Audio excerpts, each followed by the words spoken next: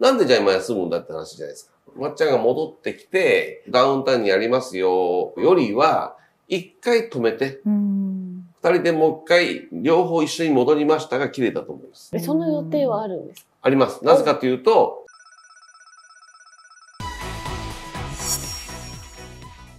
今日はですね、ダウンタウンの浜田さんがちょっと体調不良で、一旦休養。翔子さんどう思いますか？そう、私も、ネットでちらっと、見出しだけ見たんだけど、なんか、ようやくって感じ。逆にもっと早く後輩たちにバトンタッチしていて、美しい去り際の方が良かったはずなのになっていうのは正直あった。やっとなんだって思った。正直。はるちゃんはどう？去らないよね。去ったら困るよね。っていうのは、まずその番組、僕らへいへいへい撮った時に、翔子さんも現場行ったから分かると思いますけど、実は番組っていうのは、ディレクターがいて、アシスタントディレクターがいてっていうふうに演出が、その人たちによって行われてっていう番組運営するんですけども、ダウンタウンがやってる冠番組って、ほとんど浜田さんが全部やってるんですよ。確かに。制作まで。そう、制作までやってます。細かいところまで全部やるんで、制作チームはいますけど、そんな必ず会議に入って、浜田さんにこうしますっていうお伺いをして、でもいやいや、それはあかんやろって、これはこうするべきやろとか。で、実際現場で始まっても、すべての演者さんに目を向けてて、そうやないやろとか、止めろとかっていうのはやってます。で、僕が入った番組だけ言えば、松本さんは全くやってないです。確実にそれが言える。なぜかというと、もうずっと何時間も前から浜田さん来てて、番組作ってるじゃない。まっちゃんは5分前に来て、今日何やったって言ってたんで、全く知らないと思います。だからそういう状況なんで、例えば今、浜田さんがお休みしても、ダウンタウンの番組は残るわけですよ。もちろん。番組がなくなるわけじゃない。番組は放送は続くので、そうなると、その中で今まで浜田さんが仕切ってきて出来上がっている関係性を誰がやるんですか？そうだよね。一個は。あと残ってる人たちが、ココリコの人かな？わかんないけど、その人たちが筋取れますかっていう話もあるし、いろんな面で多分今抜けると大変だからギリギリまでだったなっていうのが一個ある。で、発表自体が急だったじゃない？なんで急かというと、急病。だから休養。もしくは疲れ。急病なんだけど、体調不良なんだけど、去年から、おそらく、疲れでしょっていう話だよね。病名が出たわけじゃない。でも実は、テレビ番組っていうのはそんな簡単に、じゃあここで、浜田さん抜けますよとかできないんですよ。前もって取らなきゃいけないし、流れもあるし、スポンサーもあるので、ということは、前もってもう何ヶ月も前、下手すると半年ぐらい前から準備をして、この時期にはじゃあ休もうねってことは決まってたと思います。実際、コラムニストの中西さんとかこの間インタビューしてもらった。あの方の記事にも書いてましたが、彼も裏取りしたみたいで、いろんな人に聞いても前もって知ってたよっていうことはみんな言ってる。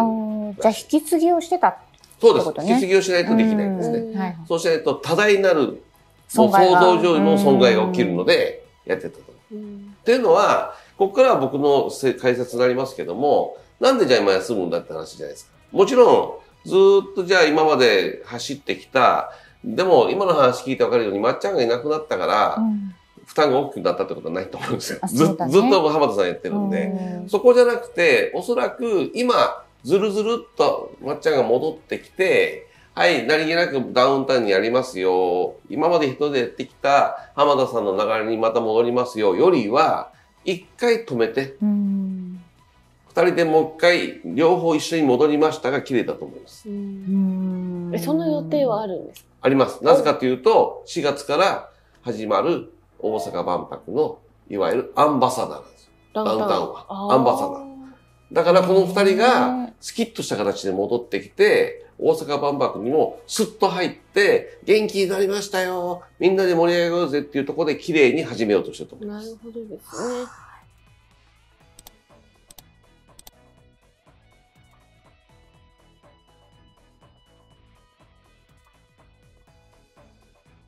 万博って、春さん的にはあれなの？なんか、ちゃんとやった方がいいよねみたいなのはある？それは日本的なことで、海外的に。日本的なことで。うん。両方の面で言えば、万博というのは、各国がいろいろな技術を持ってきて、いわゆる、その場で即売会をしたり、宣伝をするための大事な機会なので、来場者が行ってそれを見るというよりは、各国々が、まあ、堂々とプレゼンできる場所ですよというのが万博なんで。外交としてはもうやっぱ必要な場所ですよってこと。外交もそうですし、どちらかといえば、商売ですね。各国の、いわゆる自分たちの商品を、展示販売したり、宣伝できるでしょ。そういう意味では、万博は、すごく重要な場所。そもそも万博ってそういうお祭りなんですよ。なるほどね。だけどそういうふうに言うとお客さん来ないから、パビリオンを作って、各国のいろんな催し物見ましょうねっていう話になるわけです。今回はウクライナに対して日本は、パビリオンを作りますよって言ってあげてる。自分たちの商品を、もう一回経済復興しないといけないから、売りましょうよっていうことをやってくれてる。なるほどね。そう、そもそもなんか万博の趣旨が分かってないから、ただ単にこう、税金の無駄遣いなんじゃないの、ここまで、みたいなのは正直な気持ちあったのよ。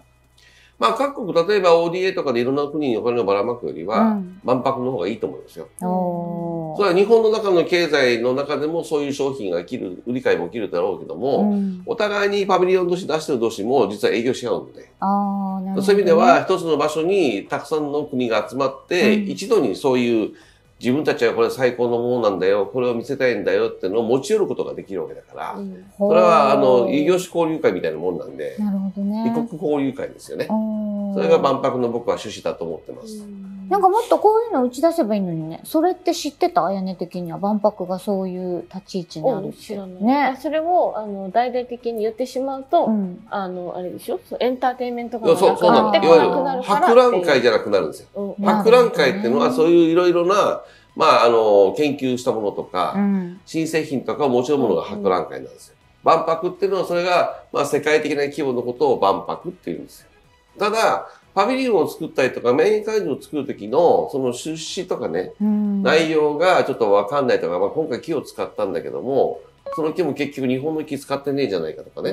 いろいろそういうことが突っ込まれたりとかするわけですよ。なるほど。でもその突っ込みは何かっていうと、そこで突っ込んどかないと、その業者が次のまたお祭りも取っちゃうので、万博も取ったりとかするから、今のうちに叩いとかないといけないし、予算に関してもやっぱり今回オーバーしてるので、でそれってやっぱ歳出は全部その大阪府がやるので、国とね。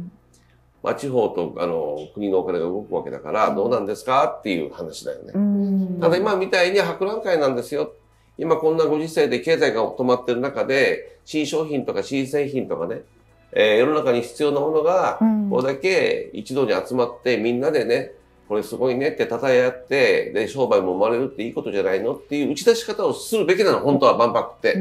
僕はそう思うよ。ね、そこを聞くと、国民的にも、あ、そっか、だったら、自分たちの国も若干潤うけど、他の国ともね、国の良さとかも知れる、そこに行けば、一気になんか視野がバーンって広がる感じがするわけじゃないっていうところも含めて、あ、参加してみようかなっていう気持ちにはなるよね。広告代理店の考え方としては、まあ、今言ったみたいにいろんな国々も来るし、いろんな国々の催し物も見れるでしょっていうところで止まってるよね。本当は万博は万博のいわゆる使命があるので、その使命のその骨太の部分をもっと言うべきだよね。と思う、僕はね。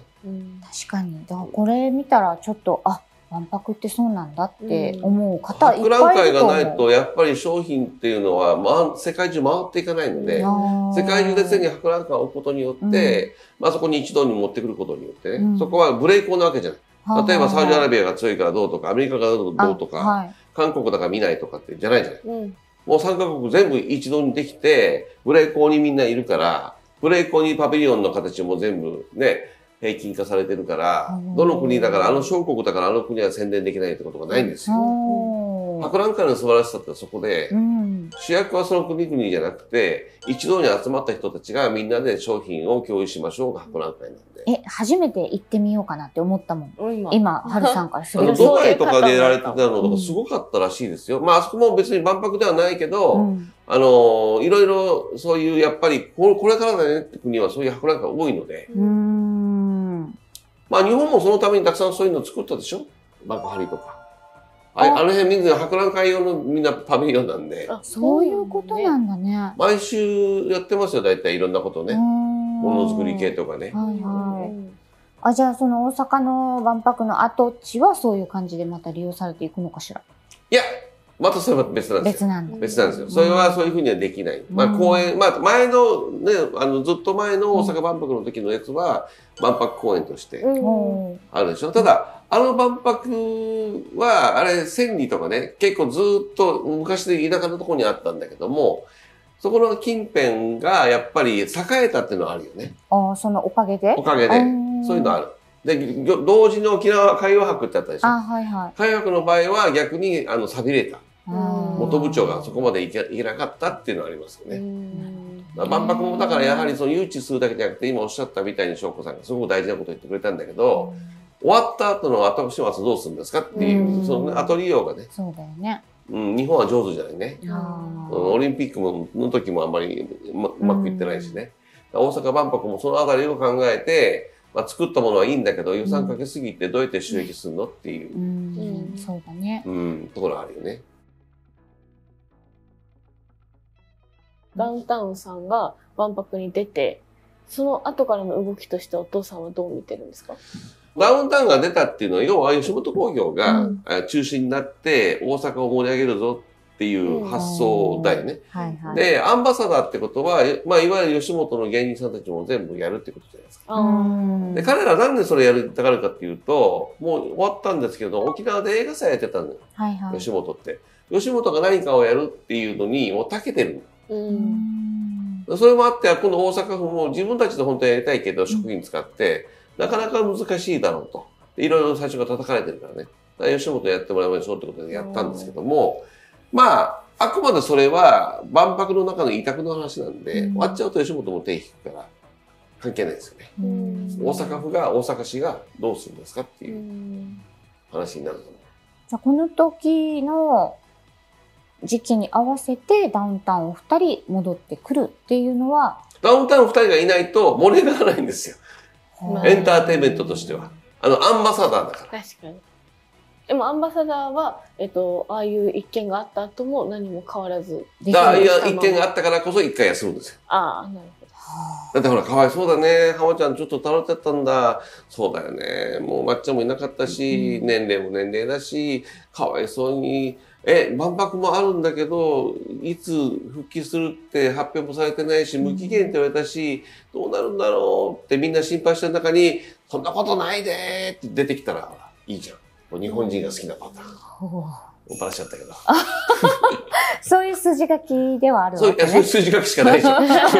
そうなんだ。どんなに病気しようが、もし本当に本人が本当の病気だとする、まあ疲れてはいると思うけども、本当の大過労だとしたら、それは黙って万博まで行くと思うよ。逆に。大量のお金が動いてるから。私たちの想像を超えたお金がドバーンって流れてて、それ盛り上げる旗振りあんたですよって言われてるのが、浜ちゃんとまっちゃんなわけだから、まっちゃんも中途半端な今出方バンバンしたが上にまた叩かれたら、万博が傷つくでしょ。だから出ないんですよ。そこわかんないといけない。もう前の通りでも出ればいいじゃないですか。今出ないじゃん。それは何かっていうと、それやっちゃうと、今ここで変な叩かれ方すると、万博に影響するんですよ。もう来月だから。そう。大丈夫これ、ここまでちゃうってんだな、俺は。まあまあ、でも、想像です。想像。あくまでです。誰かも聞いてません。もしかしたらピー入るかもしれない。ピーは入らない。これね、間違えてたら叩いて。間違えてないけど。そうか。霊談の話です。ね。霊談っていう名のね。じゃあもう浜田さんには心置きなく休んでもらう方がいいわけね、今は。休めないんだよね。だから休んだふしながらその準備してると思うんです。なるほど。どういうふうにしようっていうのも多分いわゆる万博会議に出るために休んだっていうのもいろいろあるのね。あります。もうこれぐらいで終わっとくか、いろいろボロボロ出てくるからね。危ない危ない。そっか。だって急に休んで急に復帰してすぐ万博でアンバサダーは無理じゃないですか。まあまあまあ、そうだね。今休んどかないと、今だったら十分ね、2週間ぐらいあれば、これどうなってんねや。仕切り屋の浜田さんがですよ。急に出てやらないじゃないですか。ことねってね、おかしいやろ。こうせとか。これが俺があれやろとか。これが俺燃えへんでとか。ありそう。あるある。ね。その期間だと思って、皆さん楽しみに。日本のためですよ、皆さん。日本のため。もうくだらないことを叩くのやめましょうよ。浜ちゃんもまっちゃんもね、日本のために、世界のために、これを成功させようとしているわけですから、皆さんぜひ応援してあげてください。ね、私が言ってることはたわごとです。たわぼれです。よろしくお願いします。